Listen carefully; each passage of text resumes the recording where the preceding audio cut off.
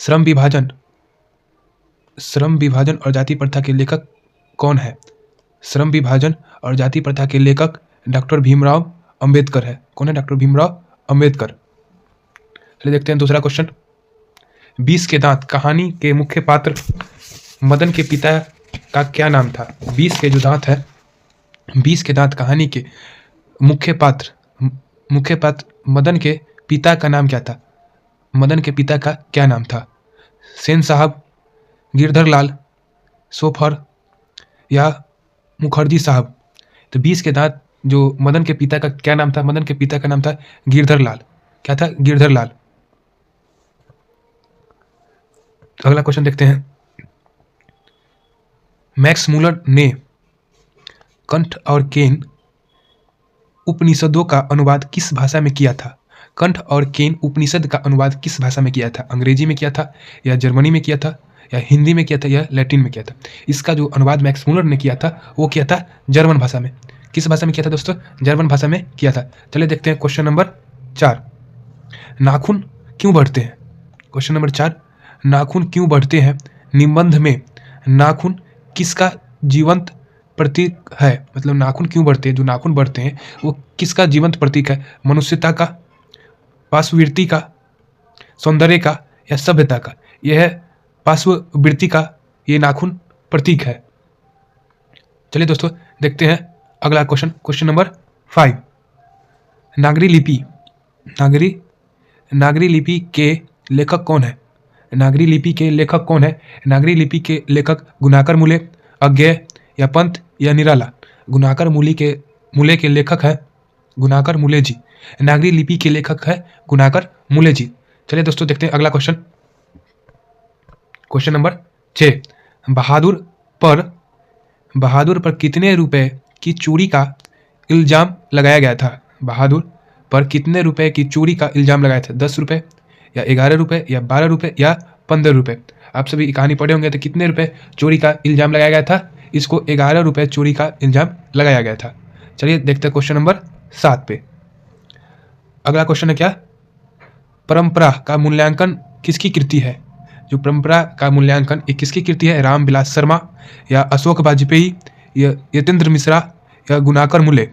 परंपरा का मूल्यांकन ये किसकी कृति है? ये रामविलास शर्मा की कृति है। किसकी है? रामविलास शर्मा की कृति है। चलिए देखते हैं अगला क्वेश्चन। Question number 8।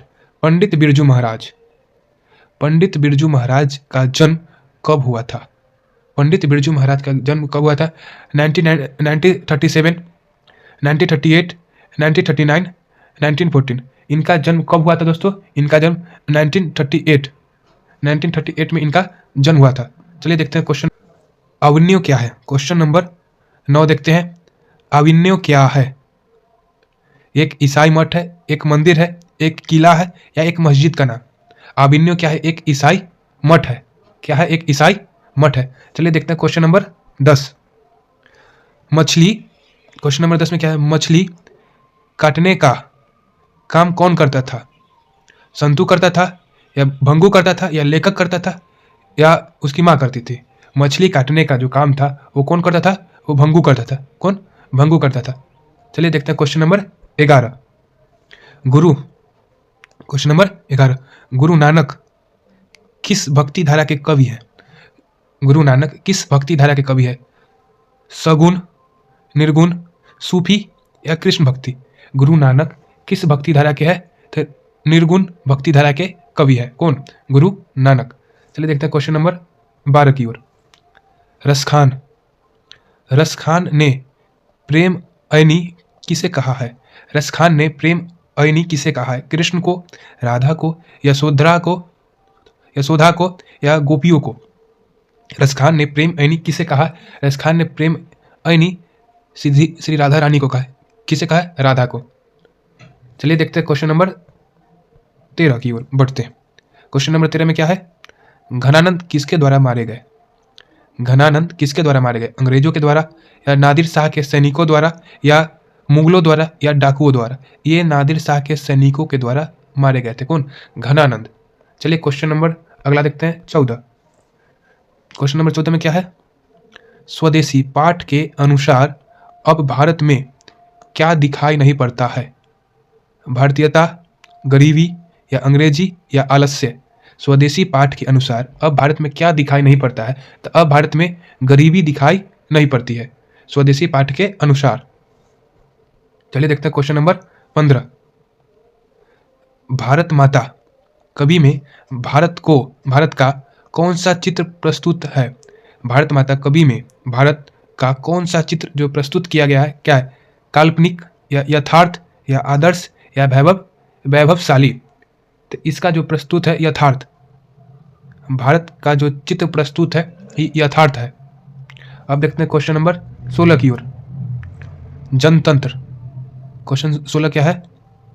जनतंत्र का जन्म कवि के अनुसार सिंहासन किसके लिए है? जनतंत्र का जन्म कवि के अनुसार सिंहासन किसके लिए है? राजा के लिए है या जनता के लिए है या विदेशियों के लिए है या मंत्रियों के लिए? सिंहासन किसके लिए है दोस्तों? तो ये जनता के लिए। चलिए देखते हैं question number 17। Hiroshima, question number 17 में क्या है? हिरोशिमा कविता में मानवीय विभीषिका का चित्रण किस देश पर आधारित है? अमेरिका, जापान, चीन या रूस? हिरोशिमा आप सभी को भी पता है हिरोशिमा कहाँ है, तो जापान में। यहाँ बम गिराया था कौन? अमेरिका, हिरोशिमा और नागासाकी। क्वेश्चन नंबर 18 देखते हैं। एक वृक्ष की हत्या में कवि किससे बचने की बात करता है? एक वृक्ष की हत्या पाठ में कवि किससे बचने की बात करता है? लुटेरों से, नादिरों से, शत्रुओं से या वायु से?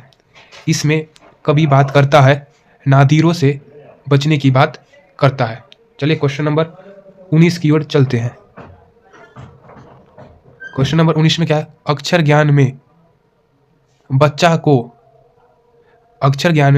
क को क्या समझता है? अक्षर ज्ञान में बच्चा इस क को क्या समझता है? क से क्या कहते हैं? कमल, क से कबूतर, क से कलश या क से कायर? अक्षर ज्ञान में बच्चा क को क्या पढ़ता है? अक्षर ज्ञान में बच्चा क से क्या कहता है? क से क्या बोलता है? क से कबूतर। चलिए क्वेश्चन नंबर 19 की ओर आगे बढ़ते हैं। मेरे बिना तुम प्रभु के अनुवादक कौन है? मेरे बिना तुम प्रभु के अनुवादक कौन है? धर्मवीर भारती, अज्ञे जी या पंत या निराला? मेरे बिना तुम प्रभु के जो है अनुवादक धर्मवीर भारती। कौन है? धर्मवीर भारती। चलिए दोस्तों देखते हैं अगला क्वेश्चन। दही वाली मगम्मा किस भाषा की कहानीकार है? दही वाली मगम्मा किस भाषा की कहानी है?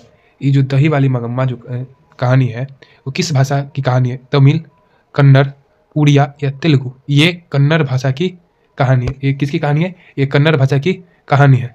चलिए दोस्तों देखते हैं अगला क्वेश्चन। मगम्मा ने अपने बहू से किसके कारण विवाद था?